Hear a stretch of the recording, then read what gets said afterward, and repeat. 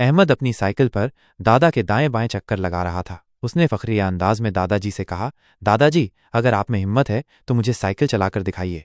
दादाजी मुस्कुरा दिए, चश्मा ठीक किया और बोले, बेटा, तुम मुझे कमज़ोर समझ रहे हो। मैंने कभी साइकिल चलाई तो नहीं, लेकिन अगर कोशिश करूं तो तुमसे भी तेज़ साइकिल चला सकता हूं।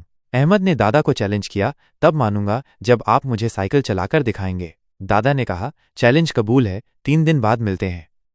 रात को दादाजी दादी के पास गए और सरगोशी में बोले, मुझे खुफिया ट्रेनिंग चाहिए। अहमद को हर हाल में साइकिल चलाकर दिखानी है। दादी हंस पड़ी, ठीक है, कल से मैं तुम्हारी कोच हूं।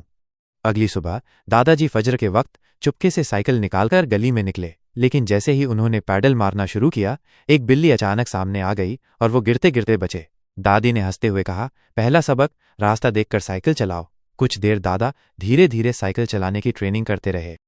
फिर अगले दिन दादाजी को दादी ने साइकिल पर बैलेंस रखने की ट्रेनिंग करवाई। अब आप गली का अकेले चक्कर लगाएं। दादाजी ने जैसे ही साइकिल चलाई, वो सीधा फल के ठेले से टकरा गए। अरे अरे, मैं तो समझी थी तुम चैंपियन बन गए हो, दादी ने चिढ़ाया। दादा ने थोड़ी और ट्रेनिंग की और कुछ बेहतर हो गए।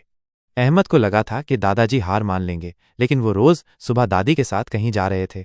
अगले दिन अहमद ने छुपकर देखा, दादाजी जबरदस्त अंदाज में साइकिल चला रहे थे और दादी उन्हें तालियां बजाकर दाद दे रही थीं। ये कैसे संभव है? अहमद हैरान रह गया।